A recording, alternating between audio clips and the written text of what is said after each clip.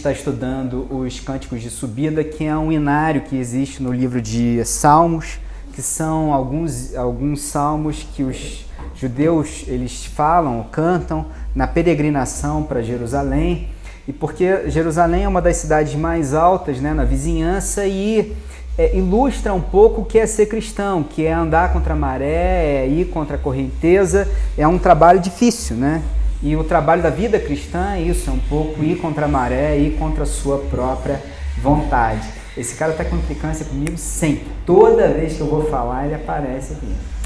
E eu quero começar contando para vocês 3 histórias que vão ilustrar muito bem o que acontece na vida cristã. A primeira história, todas essas histórias são reais, mas nenhuma dessas histórias é sobre vocês. E se vocês se reconhecerem nessas histórias, porque tem elementos comuns, eu não estou expondo a vida de vocês, é só porque deu coincidência. Não tem nada a ver com ninguém daqui. Acho até que não tem muita coisa a ver com ninguém que esteja no café. Mas são 3 histórias. A primeira história que eu queria contar para você era de um garoto que bebia muito. Toda vez que ele ia num churrasco da turma, ou etc., ele bebia demais, e bebia até encher a cara, e era sempre a mesma coisa.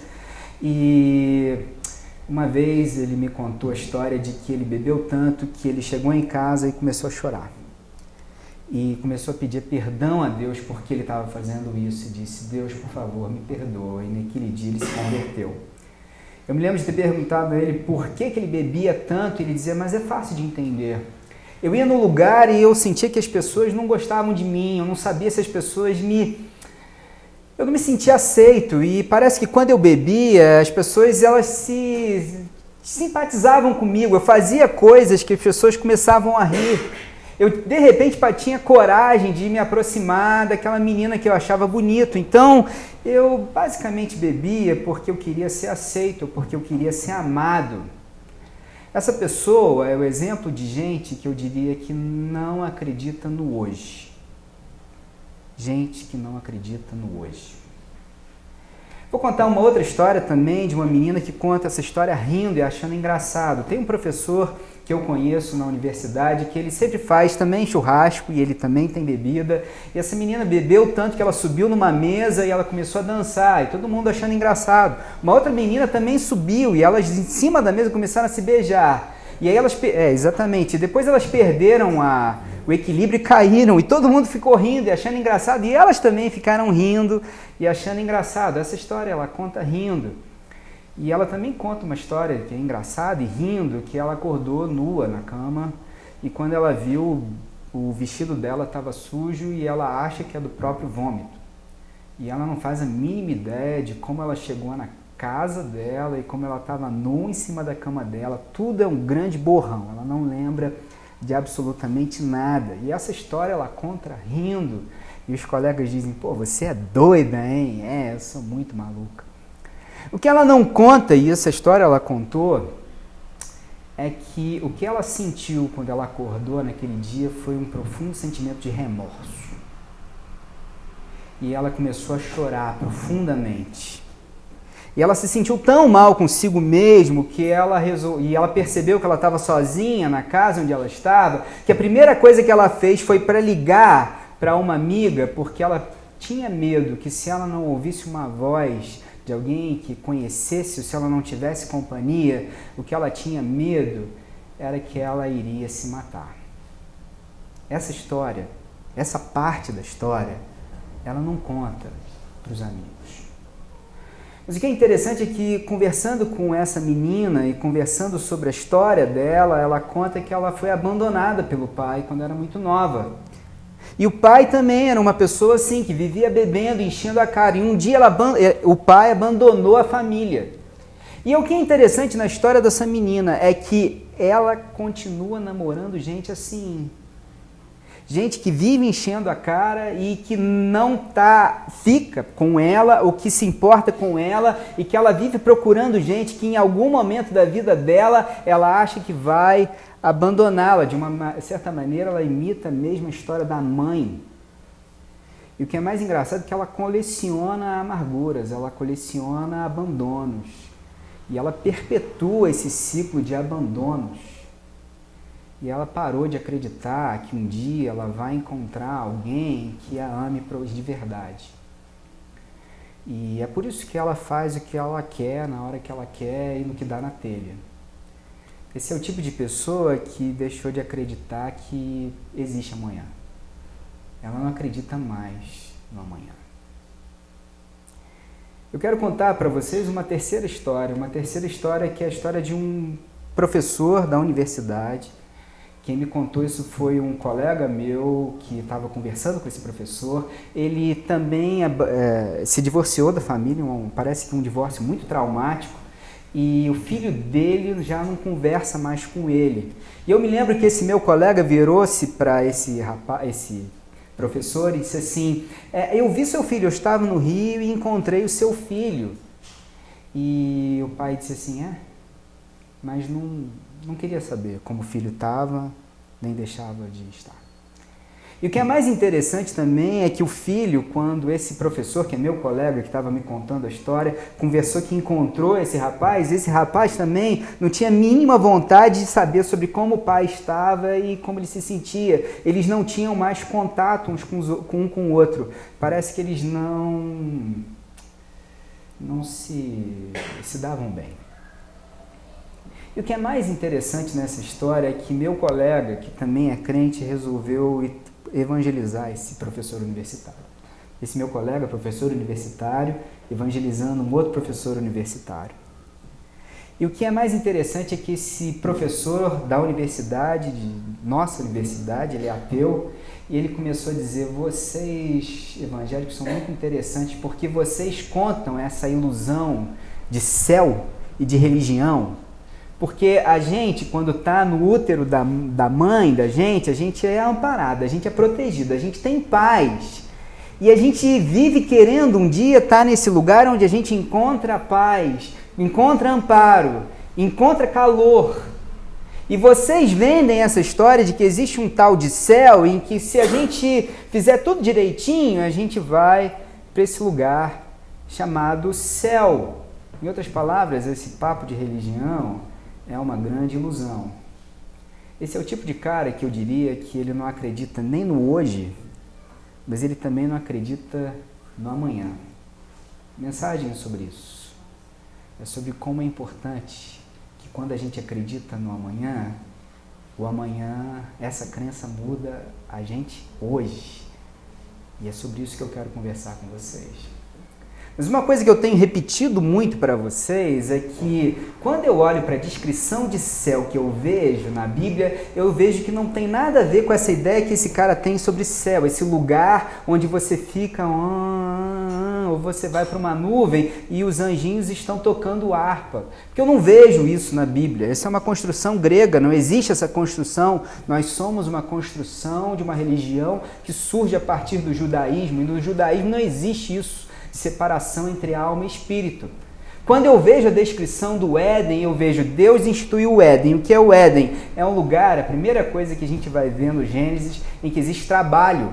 Deus nos dá corpo e nos ensina a dominar a criação. Dar nome aos animais e às plantas, lá em Gênesis 1. A segunda coisa que Deus dá ao homem é uma ajudadora, dá ao homem uma mulher nessa tarefa. E a terceira coisa que eu vejo é que Deus diz a eles: cresça e multiplique. Então Deus deu trabalho, deu esposa, deu paternidade. E quando eu vejo a descrição do céu lá no final, na Nova Jerusalém, não existe mais um céu lá em cima, mas o céu vem até a terra e desce como forma de cidade. Se as pessoas se casam nesse novo céu ou não, eu não sei. Porque Jesus disse que são como os anjos do céu, que não se casam nem se dão em casamento. Existem nuances sobre a interpretação desse texto. Se a gente casa ou não, eu não sei. Mas que a gente tem corpo, eu sei.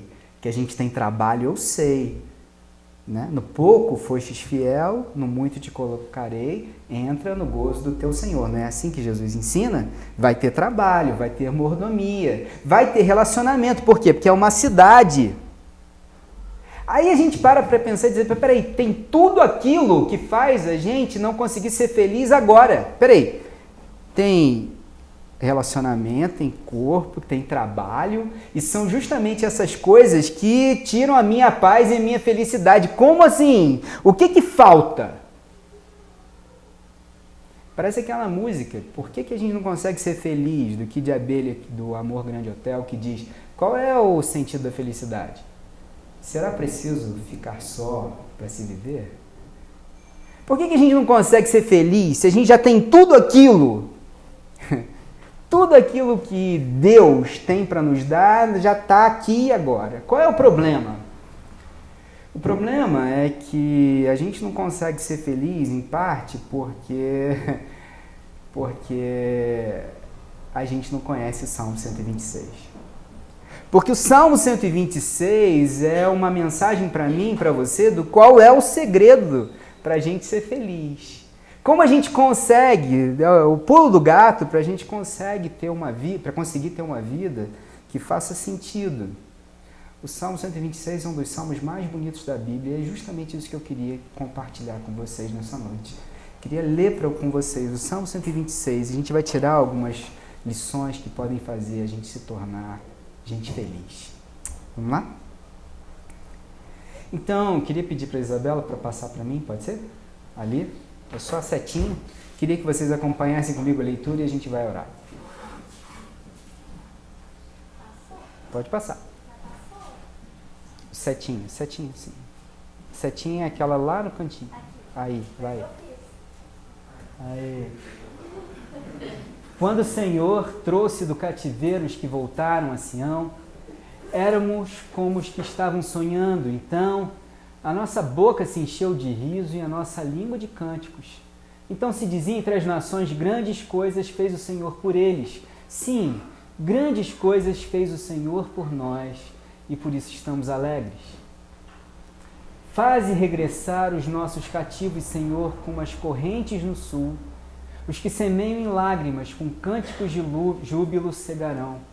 Aquele que sai chorando, levando a semente para semear, voltará com cânticos de júbilo, trazendo consigo os seus molhos. Amém. Vamos orar? Pai amado e bendito, Deus do universo, Senhor dos senhores, esteja agora conosco, que a tua mensagem possa alcançar os nossos corações, que o Senhor me esconda atrás da cruz, Pai, que eu possa pregar o Evangelho, que esse Evangelho faça morada em nossas vidas e que a gente possa frutificar. É o que eu te peço em nome de Cristo Jesus, meu Senhor e Salvador. Amém. Tem um amigo meu que está no seminário estudando para ser pastor, que contou a seguinte história para mim, que lá no seminário ele está aprendendo uma corrente filosófica que define o que é felicidade. E o que é felicidade? Felicidade é o seguinte, você tem o máximo de bem-estar com o mínimo de mal-estar. Quando você estiver num lugar em que você tem o máximo de bem-estar com o mínimo de mal-estar, você consegue ter felicidade ou realização. Ele não deu nenhuma citação, ele não sabia nem qual era a corrente, mas me lembrou a história de Leibniz, que diz que nós, sabe o matemático e filósofo Leibniz, que diz que nós estamos no melhor dos mundos. Se você nunca leu um livro muito bacana de ler, é facinho, é que Voltaire escreveu o Cândido de Voltaire, e é uma sátira essa ideia de que nós vivemos no melhor dos mundos. Você lê numa tarde, é facinho de ler. E ele estava dizendo para mim, a aplicação que o professor no seminário estava dizendo, é que é isso que os neopentecostais têm pregado por aí, porque é pare de sofrer, venha para Jesus. Porque é isso, pare de sofrer. Aí eu disse assim, mais ou menos, não é assim que eu vejo a pregação neopentecostal. Deixa eu tentar explicar para você. Imagina você que nasce muito pobre, numa comunidade, seu pai te abandonou, você mora num lugar com outros 5 irmãos, numa escola pública que vive em greve, você não tem condições de ascensão social, você já está predeterminado no seu nascimento a ser uma pessoa também pobre, que vai ter subempregos, que vai acordar às 5 da manhã para pegar um ônibus lotado para chegar no seu trabalho. Qual é a chance que você tem de ter um futuro melhor ou acreditar no futuro melhor? 0. Aí vem esse sujeito e vira para você e diz assim, pare de sofrer, porque no dia que você estiver aqui na nossa igreja, sob a nossa cobertura espiritual, você vai enricar, como dizem lá no Nordeste. Deus vai trabalhar a seu favor, desde que você continue dando dízimo aqui na nossa igreja. Deus vai fazer com que você deixe de ser cauda para ser cabeça. Você vai ser agora uma pessoa que vai estar na graça e Deus vai te abençoar ricamente. Você não vai ter mais doenças, você vai ter prestígio, você vai ter vitórias e maravilhas na sua vida. E essa é a pregação neopentecostal. Por que isso é perigoso? Isso é perigoso porque quando eu leio a Bíblia eu vejo que não é assim. Qualquer pessoa que está numa igreja bíblica sabe que isso não é verdade, que esse evangelho não existe. Eu leio a Bíblia e vejo Paulo em 2 Timóteo dizendo: deixei Trófimo doente em Mileto. Ele não repreendeu a doença, ele deixou Trófimo doente em Mileto. Em 1 Timóteo ele vira-se para o seu pupilo, o pastor da igreja de Éfeso, e diz: Timóteo, para as suas enfermidades, para as suas doenças no estômago, bebe um pouquinho de vinho. Ele não repreende a doença. A gente vê na Bíblia Paulo dizendo que ele tinha um espinho na carne, que ele orou 3 vezes e que Deus não o curou. Por que Deus não o curou? Por quê? Porque a minha graça te basta e o meu poder se aperfeiçoa na fraqueza. Então nós vemos que não é verdade, que Deus sempre quer curar. Deus já curou todas as doenças na cruz. Mas agora, nesse momento, é um tempo das pessoas se arrependerem e se voltarem para Deus. Então nós vivemos num mundo em que há doenças.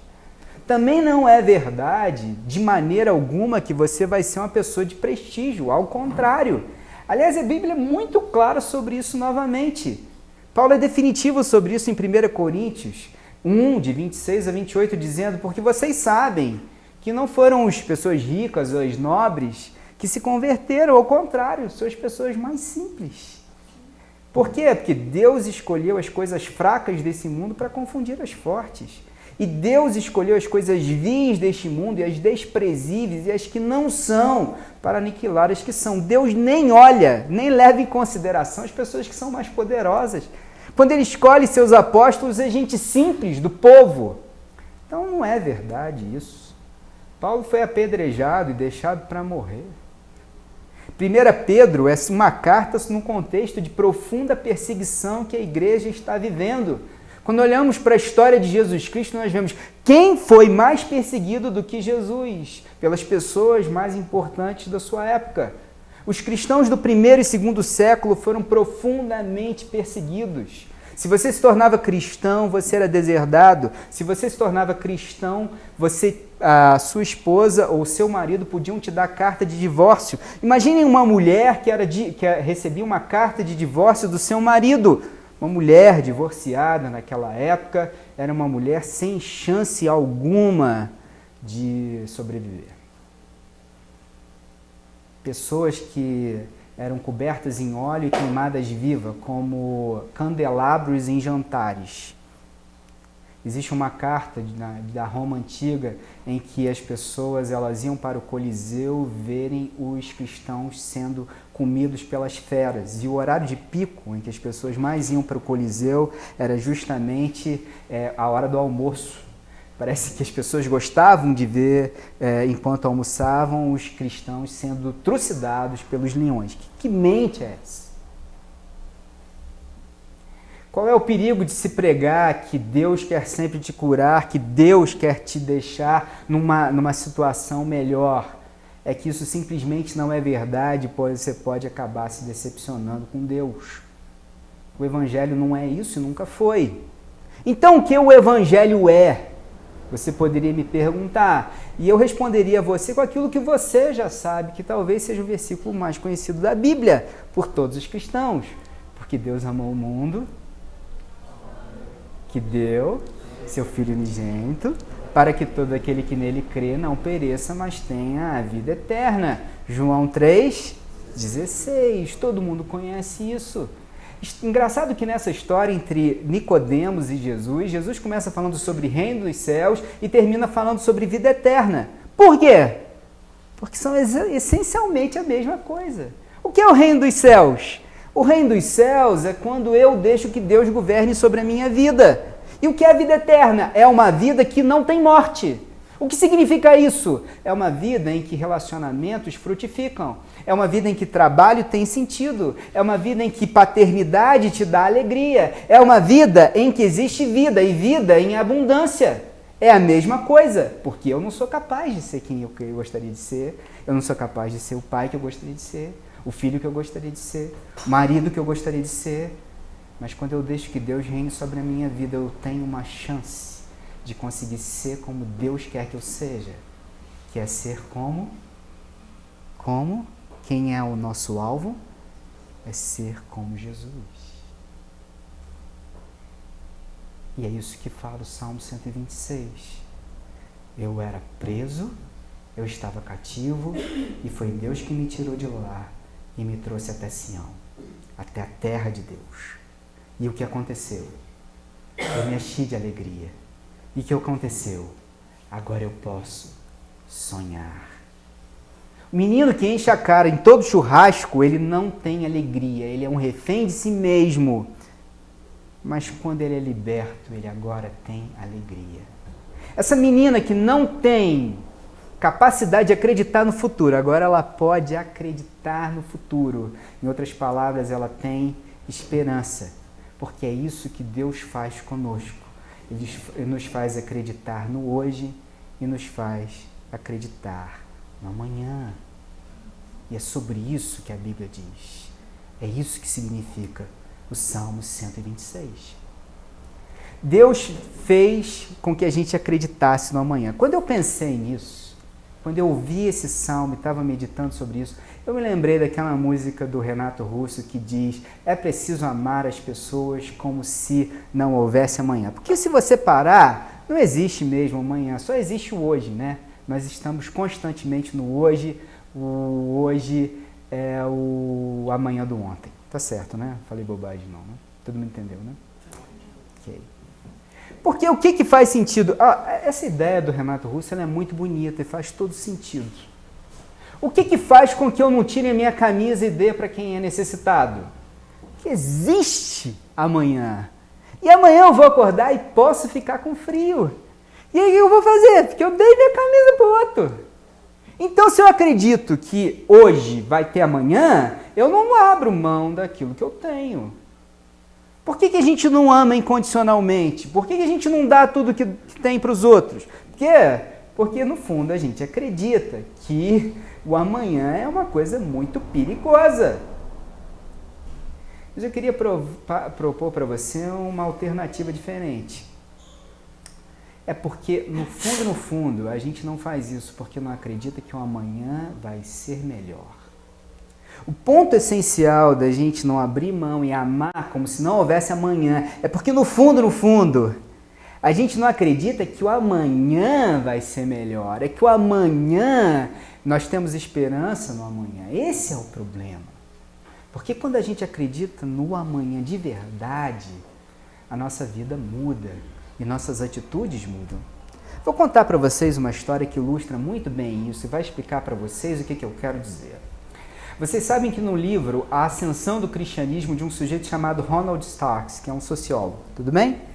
Ele disse assim, num período de mais ou menos 100 anos, o cristianismo saiu no Império Romano, em Roma, na cidade de Roma, de 6 a 8% da população para cerca de 50% da população. Como é que em 100 anos sai de 6% para 50%, metade da população? Talvez algum avivalista tenha ido lá, feito alguma pregação, o Thales Roberto cantou, não sei. O que aconteceu naquele lugar que de repente aconteceu esse grande crescimento do cristianismo? Mas uma das razões que ele conta é muito interessante, que é muito bonito da gente entender. Naquele período, no primeiro e segundo século, basicamente, aconteceram duas grandes pragas na cidade de Roma.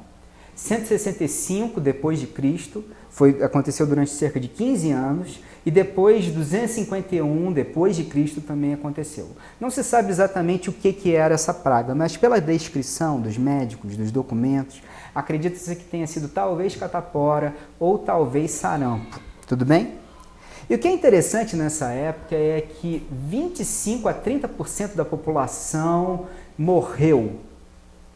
Eram cerca de 35 mil pessoas por dia morrendo na fase mais difícil. E o que acontecia? Bom, as pessoas não sabiam qual era a razão das pessoas ficarem doentes com sarampo. Mas uma coisa as pessoas sabiam com certeza, porque não se sabia o que era micróbio naquela época, né? Mas uma coisa as pessoas tinham certeza de que você pegava sarampo ou catapora ou a praga se você ficasse em contato com a pessoa que estava doente.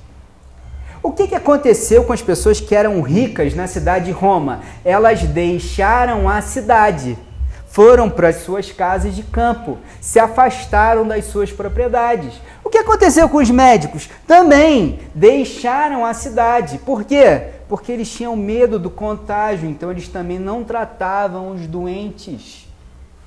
O que acontecia com o parente de alguém quando essa pessoa ficava doente? Largavam ou abandonavam os seus parentes, porque tinham medo do contágio. O que os cristãos faziam? Eles ficaram e eles cuidaram. Por quê? Porque os cristãos sabiam que não pertencem a esse mundo. Porque os cristãos acreditam que há amanhã. Porque os cristãos acreditam que exista um céu. E porque existe um céu e porque a verdade dentro deles de que existe um amanhã, eles ficavam. E eles faziam o que era certo. Agora vem uma coisa fantástica sobre isso e interessante. É que se você pega uma pessoa que está com uma dessas doenças e simplesmente cuida dela, alimenta ela, cuida e aquece, simplesmente cuida, existe uma chance de 50% de que essa pessoa por si só consiga enfrentar a doença e sobreviver. Então, o que aconteceu? Porque os cristãos ficaram e simplesmente fizeram aquilo não porque tinham coragem, mas simplesmente porque eles acreditavam que era verdade, que existe um céu. O que aconteceu é que milhares de pessoas passaram a agradecer pela vida e se tornaram também cristãos. Eles não fizeram isso. Isso é interessante, eles não fizeram isso porque vamos fazer o seguinte, vamos cuidar dessas pessoas e se essas pessoas elas sobreviverem, elas vão ser eternamente gratas a nós e a Deus e, portanto, vão se tornar cristãos como nós e talvez até eles parem de perseguir a gente e jogar a gente para os leões. Talvez, se a gente for legal com eles, eles vão ser legais com a gente também. Não, eles não agiram por pragmatismo, eles agiram simplesmente porque eles acreditavam que existe um amanhã. E só por isso eles acabaram se tornando a maioria no Império Romano. Se você age por interesse, se você se aproxima de Deus porque você espera ganhar vitórias, glórias, prosperidade, ou lá o que seja, você acaba acontecendo com você e se decepcionar com o evangelho que não existe. Você acaba se afastando do verdadeiro Deus. Agora, quando você age simplesmente porque você tem convicção da sua fé e porque aquilo que você acredita é verdade, pode ser que você acabe alcançando aquilo que você menos espera. C.S. Lewis tem uma frase que diz: mire o céu e pode ser que você acabe atingindo a terra, mas mire na terra e pode ser que você acabe nem atingindo ao céu e nem a terra. Quando você acredita que existe um amanhã, e simplesmente porque existe um amanhã, tudo faz diferença. A segunda coisa que é interessante nessa história é que ele fez, no Salmo 126, a gente vê que eles passaram a acreditar no hoje. Veja o que diz o Salmo 126. Eu queria chamar a atenção para o que diz assim: estávamos como os que sonham. Em outras versões diz: foi como um sonho. A música do Logos. Quem não conhece essa música do Logos tem que ouvir. Quando o Senhor restaurou a nossa sorte, qual sonhadores nos sentimos a enxergar além? Vocês conhecem a música, não? E então a nossa boca se encheu. Ninguém conhece o Logos? De um sorriso de louvor que extravasou. Deixa eu falar. Vai ouvir o Tade Roberto. Então, o que essa música significa? O que significa que foi como um sonho e que a gente começou a se sentir como os que sonham? A gente começou a acreditar que, como será o amanhã? Responda quem puder. A gente começou a acreditar que pode acreditar no amanhã, que vale a pena sonhar. E eu me lembrei, gente, de uma música que fala muito sobre isso, que é uma música de John Lennon, que diz: imagine que não há céu. É fácil, é só você tentar. Imagine que não existe inferno abaixo de nós, que só tem céu, mas não paraíso. Engraçado porque essa descrição de John Lennon bate muito bem com o que a gente acredita que seja o paraíso final. Porque o paraíso final é um lugar onde o céu não está lá em cima, o céu está aqui. Só existe o hoje. Por que pensar num amanhã? Porque o hoje é perfeito, então não tem por que pensar no amanhã. As pessoas não se matam, e não existe também um inferno abaixo de nós, porque todo mundo que não está no céu foi jogado no lago de fogo e enxofre e foi exterminado. Então, essa descrição me faz ver que todo mundo, mesmo sem perceber, acredita no céu, e mesmo quem não acredita no céu, acredita no céu. No sentido de que dentro de nós a gente tem uma nostalgia pelo que não viu. A gente tem uma vontade de ver aquilo que a gente ainda não está vendo. A gente tem esse sonho de ver um lugar perfeito, mesmo sem ter visto esse lugar perfeito. Nem quem não acredita em Deus, acredita em Deus. Nem quem não acredita no céu, parece que acredita no céu. Mas é interessante, por que John Lennon quer que você não acredite no céu? A mesma frase pode ser entendida no contexto de Karl Marx. Karl Marx diz: a religião é o ópio do povo. Engraçado porque John Lennon falou a mesma coisa. Imagine um mundo sem religião. Qual o problema desses caras com religião? Com certeza não é ame a Deus acima de todas as coisas, nem ao próximo como a si mesmo.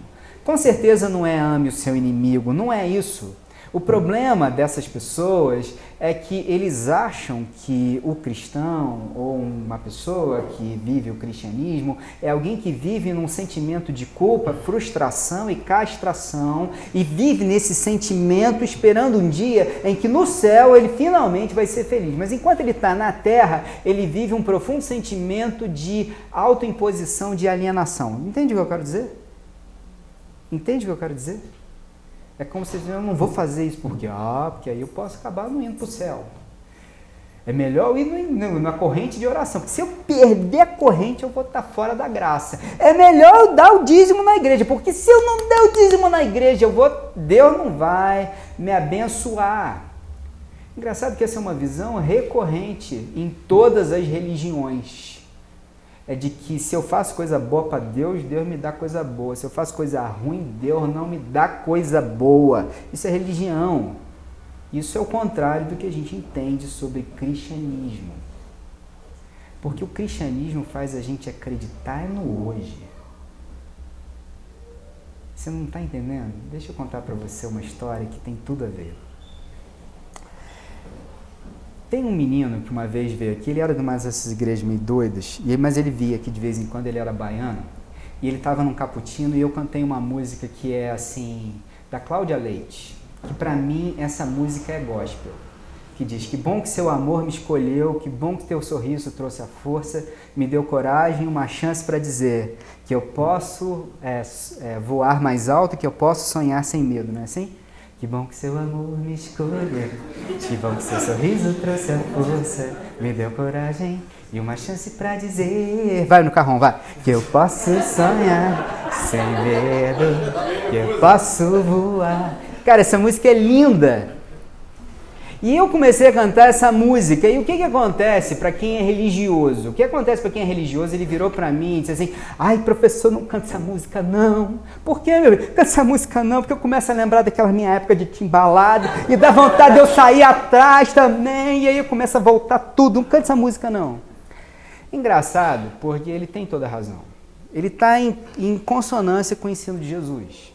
O ensino de Jesus diz, se tua mão te faz tropeçar, arranca a tua mão fora. É melhor entrar maneta no reino dos céus do que não entrar no reino dos céus. Se teu olho te faz tropeçar, arranca-o fora. É melhor entrar caolho no reino dos céus do que não entrar no reino dos céus, não é? Se você está no meio de pessoas que te fazem tropeçar, é melhor evitar essas pessoas. Se, por exemplo, você faz coisas das quais você não deveria fazer, é melhor você... Gente, o melhor é pedir para sua esposa ou para alguém que você confie bloquear aquele canal do canal a cabo para você não acabar assistindo aquilo. E pedir para ela botar a senha. Entende? É melhor assim. Se existem certas coisas que te fazem tropeçar, realmente, evite isso. Se você vai sempre numa festa que você sabe que aquele cara que não vale nada vai chegar para você e dizer assim, e aí, tudo bem? É melhor você ficar louco, porque você sabe que esse cara tá te enrolando, sabe que ele não quer nada com você, e você sabe que você vai sofrer. Cara, sai de perto desse sujeito. Então, esse cara, ele tem toda a razão. É melhor se afastar de certas circunstâncias. Mas o que eu acho interessante, o que eu acho bonito nisso, é que enquanto para ele isso era um motivo de queda, para mim, eu só vejo o Evangelho de Cristo Jesus. Porque eu ouço essa música e diz, que bom que teu amor me escolheu. Porque bom que quando eu estava morto nos meus delitos e nos meus pecados, porque quando eu era um pecador, assim mesmo você me amou. E me trouxe do teu reino das trevas para o reino da resplandecente luz. Que bom que você me escolheu, apesar de eu não merecer o teu amor. Que bom que teu sorriso me trouxe a força de eu me arrepender da vida que eu tinha passada e agora vou começar a sonhar com uma nova vida, que tem significado e sentido. Que bom que agora eu posso sonhar sem medo, que eu posso voar mais alto. Que bom que o Senhor me amou e me escolheu e me trouxe para perto. Que bom que o Senhor me acreditou em mim. Porque é isso que Deus faz. A conclusão é que quando Deus está na vida da gente, porque céu é isso.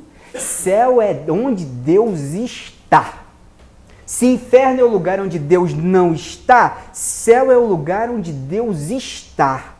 E onde Deus está, o seu trabalho passa a ter sentido. Onde Deus está, o seu casamento passa a ser bom. Onde Deus está, seu relacionamento com os filhos passam a ser uma bênção. E você pode acreditar no hoje. Quais são as aplicações para esse menino que bebe e enche a cara porque ele não se sente aceito? Deus o ama profundamente. Sempre acreditou nesse garoto. E está virando para ele e diz assim, eu sei que você pode ser melhor do que você é, mas você não vai conseguir sozinho. Mas se você deixar eu entrar na sua vida, eu posso transformar você numa nova criatura em Cristo Jesus. Deus acredita em você.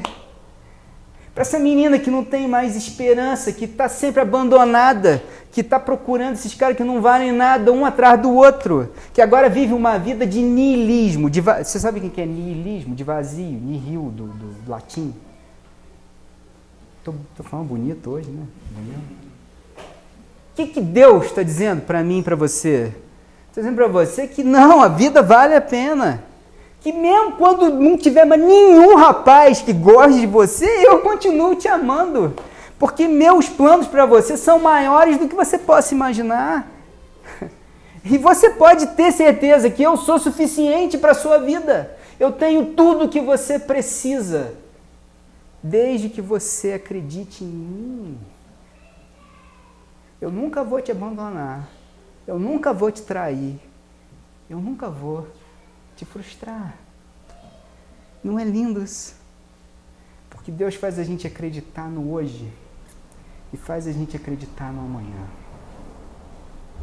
E esse salmo é tão lindo porque ele termina numa oração que diz Senhor, restaura-nos, assim como enches o leito dos ribeiros no deserto. O texto bíblico fala explicitamente no hebraico do deserto do Negeb, que é um deserto que fica no sul de Israel. E sazonalmente, de vez em quando, os leitos que ficam secos se enchem de água. E onde a água passa, a vegetação começa a crescer e florescer e dar vida. E o que o texto diz para mim e para você é: Senhor, essa é a oração do salmista que diz: Senhor, restaura-nos como enches o leito dos ribeiros do deserto. É como a história desse homem que não tem mais relacionamento com seus filhos, não acredita mais no hoje, não acredita mais no amanhã. Ele é para muita gente. Antigamente tinha uma propaganda que vocês não viram, que é Eu Sou Você Amanhã. Ele é muito parecido com muito garoto e muita garota que eu vejo por aí, que amanhã vai se tornar esse cara. Porque nesse momento da juventude deles, Deus não está presente na vida deles.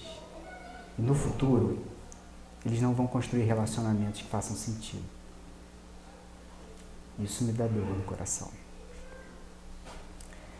E aí, nesse momento da vida, ele vira e diz: Senhor, restaura-nos como enches o leito dos ribeiros do deserto. Será que Deus pode restaurar o relacionamento dele com o filho dele? Será que Deus pode dar vida a ele de tal forma que ele possa crer no amanhã? É por isso que eu acho lindo esse texto. Porque esse texto, ele não termina com oração, mas ele termina com uma promessa. O texto termina assim: aqueles que semeiam com lágrimas, com cantos de alegria, colherão. Aquele que sai chorando enquanto lança semente, voltará com cantos de alegria, trazendo os seus feixes. Esse texto diz para mim, diz para esse rapaz, diz para esse menino, diz para essa menina, diz para cada um: restaura-nos, Senhor, enche os nossos leitos como as águas enchem ao passar pelo deserto do Negeb. Restaura-nos, Senhor. Claro que sim. É claro que eu encherei. Basta pedir. O texto de Jesus conversando com a mulher no poço é exatamente isso. Quem bebe da água que eu tenho para dar, dentro de si brota uma fonte como águas que nunca se extinguem e que são para a eternidade. De dentro de mim surge de nós surge esta água que nos dá força para seguir a vida. Vai haver lágrima? Vai. Vai ser duro? Às vezes? Vai. Você às vezes vai pedir desculpa e a pessoa vai dizer não quero? Vai. Vai demorar para mudar essa situação? Para haver reconciliação? Vai. Vai ter dia que você vai perder as esperanças? Vai. Mas o choro pode durar uma noite, mas a alegria ela vem pela manhã. Porque a promessa de Deus, porque Deus não é homem para mentir, porque quando Deus diz, Ele cumpre, porque a palavra de Deus é viva e eficaz, e quando Deus diz, é porque é verdade, porque Deus não é homem para mentir, e a promessa de Deus, e eu creio nessa promessa. Deus pode restaurar? Claro que Deus pode restaurar. Porque Deus não poupou o seu próprio filho. Como assim? Ele morreu na cruz para que eu pudesse acreditar no hoje e para que eu pudesse acreditar no amanhã.